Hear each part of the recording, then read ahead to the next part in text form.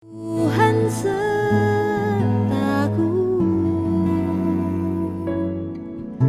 melewati badai, Engkau menjagaku. Ku tahu Kau selalu setia.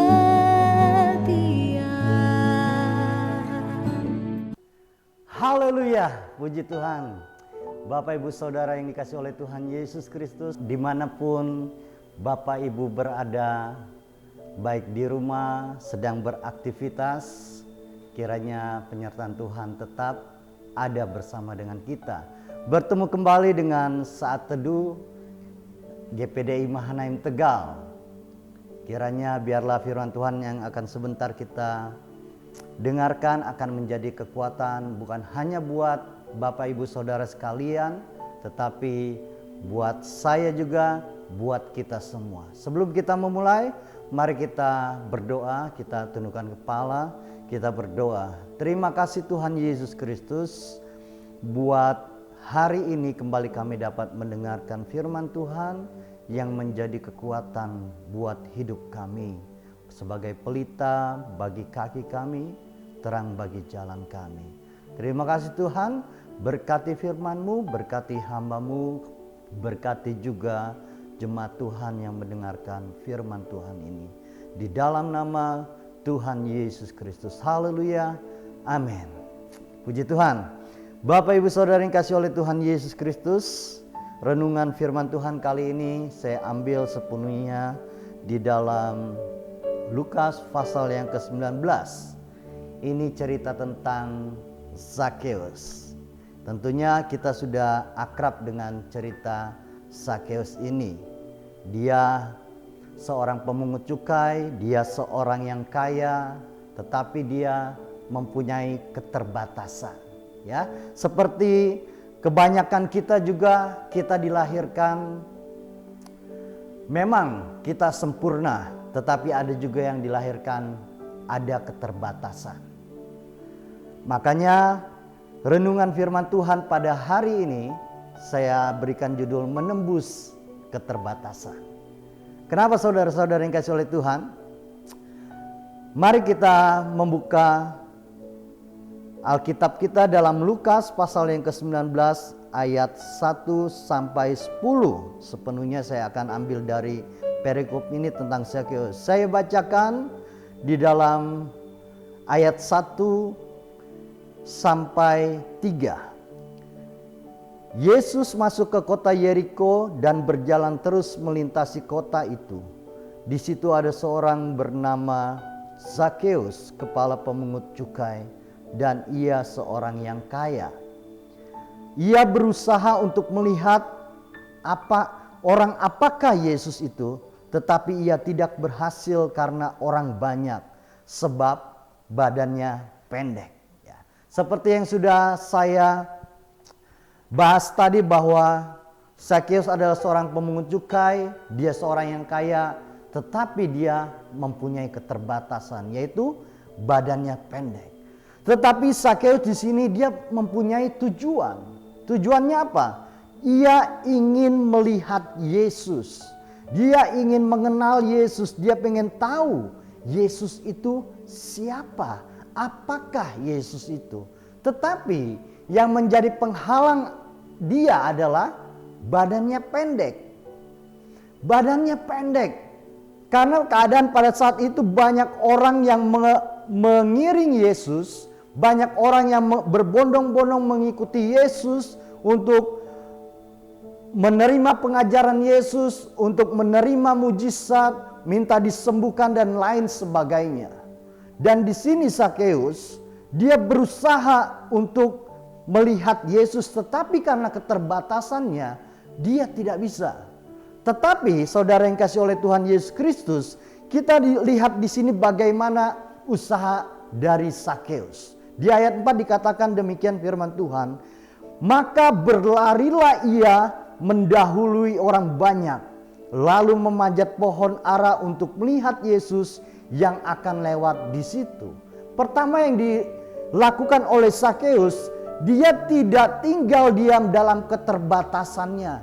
Memang badannya pendek, memang badannya tidak menunjang. Kalau dia ikut rombongan tersebut, dia menerobos, itu berbahaya buat dia. Kalau saya gambarkan, mungkin dia seorang yang kerdil mungkin, yang tingginya di bawah rata-rata. Dan rata-rata orang Timur Tengah adalah orang-orang yang tinggi besar. Nah, kalau dia ikut rombongan tersebut, dia berusaha menerobos, maka berbahaya buat dia. Tetapi yang dia lakukan, dia tidak tinggal dalam keterbatasannya. Dia berusaha, apa yang dikatakan di sini, maka berlarilah ia. Ini adalah sebuah kata kerja. Berlari. Dia tidak tinggal diam, dia berusaha. Tujuan saya adalah ingin melihat Yesus. Maka dia berlari sedemikian rupa, dikatakan apa? Ia mendahului orang banyak. Karena keinginannya yang kuat untuk melihat Yesus, maka dia rela berlari mendahului orang banyak. Dan bukan hanya sampai situ saja, lalu ia dikatakan memanjat pohon ara untuk melihat Yesus yang akan lewat di situ. Kita lihat bagaimana usaha yang pertama dari Zakeus yang lakukan. Dia tidak tinggal dalam keterbatasannya. Dia berlari, dia berusaha, dan dia juga melihat sebuah kesempatan. Ketika melihat sebuah pohon, dia mencoba untuk menaikinya. Dia berusaha menaikinya karena dia sadar, aku nggak bisa melihat kalau aku tetap ada di sini. Maka aku harus naik ke atas pohon. Lalu di ayat kelima dikatakan demikian, hasilnya ini. Ketika Yesus sampai ke tempat itu, ia melihat ke atas dan berkata, Zakeus, segeralah turun, sebab hari ini aku harus menumpang di rumahmu. Lalu Zakeus segera turun dan menerima Yesus dengan sukacita. Haleluya. Bapak, Ibu, Saudara yang dikasihi oleh Tuhan Yesus Kristus, kita lihat di sini bagaimana Zakeus keluar dari keterbatasannya. Dia menembus keterbatasannya sebagai orang yang pendek, orang yang kerdil, tetapi dia berusaha untuk melihat Yesus dan hasilnya tidak akan sia-sia. Hasilnya tidak sia-sia ketika Zakeus dia menaiki pohon. Ini bukan sebuah hal yang kebenaran. Bukan kebenaran bahwa Yesus melihat ke atas dan berkata, Zakeus, segeralah turun, sebab aku hari ini aku harus menumpang di rumahmu.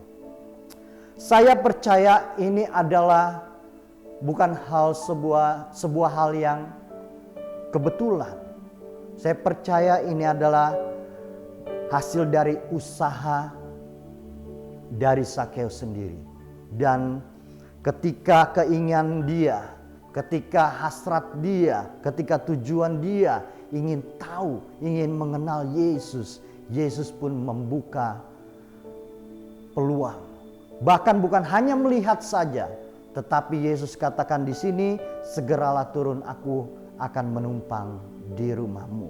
Dan kalau kita lihat cerita dari ayat-ayat selanjutnya, bukan hanya Zakeus bertemu dengan Yesus, kenal dengan Yesus. Walaupun banyak orang yang mencibir, walaupun banyak orang yang mengolok-olok Yesus dan Zakeus karena Yesus bertemu dengan pemungut cukai. Tetapi yang terjadi bukan hanya pengenalan, bukan hanya Yesus menumpang, tetapi dikatakan ayat yang ke-9. Kata Yesus kepadanya, hari ini telah terjadi keselamatan kepada rumah ini, karena orang ini pun anak Abraham. Sebab anak manusia datang untuk mencari dan menyelamatkan yang hilang. Bapak, Ibu, Saudara yang dikasihi oleh Tuhan Yesus Kristus, kadangkala keadaan menghalangi kita untuk melihat mujizat Tuhan. Kadang-kadang keterbatasan kita membuat kita malas untuk melihat Yesus, untuk merasakan kasih Tuhan. Tetapi apa yang kita pelajari dari Zakeus ini, ketika dia mempunyai suatu tujuan, ingin melihat Yesus, dia berusaha, dia berlari, dia mendahului orang banyak, dia melihat kesempatan ada sebuah pohon yang bisa dia naiki dan hasilnya tidak pernah sia-sia. Yang mau saya sampaikan kepada Bapak Ibu Saudara sekalian adalah di sini. Jangan pernah keterbatasan kita membatasi kita untuk bertemu dengan Tuhan. Baik itu keterbatasan jasmani, baik itu keterbatasan ekonomi.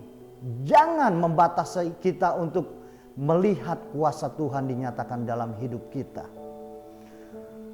Dalam keadaan sakit pun kita bisa bertemu dengan Tuhan. Dalam keadaan ekonomi yang terpuruk pun kita bisa bertemu dengan Tuhan. Asal kita mau berusaha. Kita mau keluar dari keterbatasan kita. Dalam keadaan kita yang lemah, kita bisa berdiri walaupun kita nggak bisa datang ke gereja. Kita bisa duduk, kita bisa berdiri di tempat tidur kita. Kita berdoa. Kita bertemu dengan hadirat Tuhan. Kita merasakan hadirat Tuhan, bertemu dengan pribadi Tuhan lewat doa. Di dalam keadaan ekonomi kita yang terpuruk, Tuhan pun bisa hadir asal kita mau menembus keterbatasan kita. Jangan dibatasi oleh keterbatasan kita. Aduh Tuhan, saya sakit, saya nggak bisa apa-apa, saya nggak bisa melakukan ini itu. Ya Tuhan, maklum aja ya, saya tidak bisa beribadah, saya tidak bisa berdoa. Tidak, itu bukan suatu alasan. Itu hanya kemalasan kita. Kalau kita mau bertemu dengan Tuhan, banyak cara. Seperti yang Sakeus lakukan. Dia tidak tinggal dalam keterbatasannya, tetapi dia menembus keterbatasannya. Sekarang, maukah kita, Bapak Ibu Saudara, dan saya juga menembus keterbatasan yang kita miliki, yang kita hadapi? Apa yang menjadi keterbatasan Bapak Ibu sekalian? Bawalah itu pada Yesus. Berusahalah untuk melihat Yesus. Dan seperti yang Sakeus dapatkan, bukan hanya dia mengenal, melihat, tetapi dia menerima keselamatan. Seperti Sakeus, kalau kita berusaha untuk mencari Tuhan, bukan hanya hadirat yang kita rasakan, tetapi mujizatnya dinyatakan dalam hidup Bapak Ibu Saudara sekalian, dan baik juga bagi saya. Kiranya Tuhan Yesus memberkati kita semua. Mari kita tundukkan kepala, kita berdoa. Tuhan Yesus, terima kasih buat firman-Mu yang kembali menguatkan kami Tuhan. Bahwa kami seringkali beralasan, kami ada keterbatasan. Kami tidak bisa beribadah, kami tidak bisa berdoa. Seringkali kami mencari alasan. Kalau kami sering seperti itu Tuhan, ampuni kami. Terima kasih buat firman Tuhan yang mengingatkan kami untuk menembus keterbatasan kami, yang tidak menghalangi kami untuk bertemu dengan pribadi Tuhan. Kami harus berusaha, kami harus terus bekerja, kami harus menerobos apapun rintangan yang ada di hadapan kami, untuk kami menemui hadirat Tuhan, untuk kami merasakan hadirat Tuhan. Dan kami percaya ketika kami merasakan hadirat Tuhan, bukan hanya damai sejahtera, tetapi mujizat Tuhan, bahkan keselamatan ada buat kami. Berkati jemaat Tuhan yang mendengarkan firman Tuhan ini. Hamba-Mu telah berhenti berbicara, tetapi biarlah Roh Kudus-Mu terus berbicara di dalam hati setiap jemaat-Mu yang mendengarkan renungan ini. Di dalam nama Tuhan Yesus Kristus. Haleluya. Amin. Tuhan Yesus memberkati kita semua.